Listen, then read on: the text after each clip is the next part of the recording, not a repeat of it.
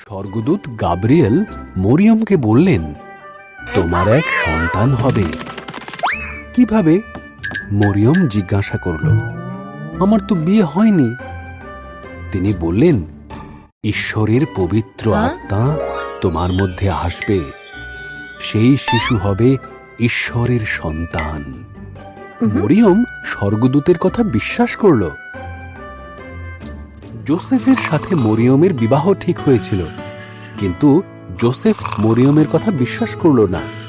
তখন এক স্বর্গদূত এসে তাকে দেখা দিল আর বলল, মরিয়ম মিথ্যে বলছে না, তার পুত্র হবে ঈশ্বরের সন্তান।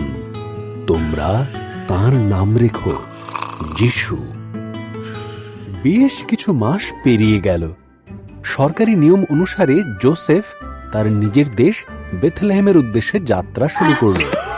এই দীর্ঘ যাত্রায় মরিয়মের প্রসবের সময় এসে পড়ল। বেথলেহেমের সমস্ত সরাইখানা লোকে ভরে গিয়েছিল। তাই ঈশ্বরের পুত্র জন্ম নিলেন এক গোয়াল ঘরে। কাপড়ে জড়িয়ে খড়ের বিছানায় তাকে শোয়ানো হল। যোসেফ মরিয়ম তাদের পুত্রের নাম রাখল যিশু। সেই রাতে বেথলেহেমের কাছে এক স্বর্গদূত এসে মেষ পালকদের দেখা দিল। সুখবর! স্বর্গদূত বলল, তোমাদের পরিত্রাতা জন্ম নিয়েছেন। তিনি বেথলেহেমের একটি জাপ পাত্রে শুয়ে আছেন।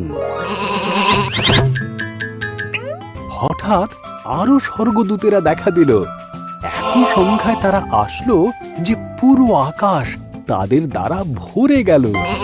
তারা প্রত্যেকে গাইতে লাগলো, স্বর্গে ঈশ্বরের গৌরব হোক, আর যারা তাকে ভালোবাসে তাদের শান্তি হোক। যখন স্বর্গদূতেরা চলে গেল, মেষপালকেরা বেথলেহেমে তাড়াতাড়ি পৌঁছালো। তারা শিশুটিকে একটি জাপ পাত্রে শোয়ানো দেখতে পেল, যিনি তাদের পরিত্রাতা।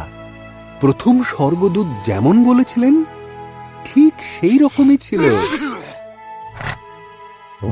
মেষপালকের দল যিশুকে দেখেই নগরে ফিরে গেল।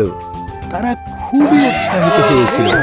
তারা সবাইকে এই ঘটনা শোনালো, আর তারা ঈশ্বরের প্রশংসা করল এমন ঘটনা ঘটাবার জন্য।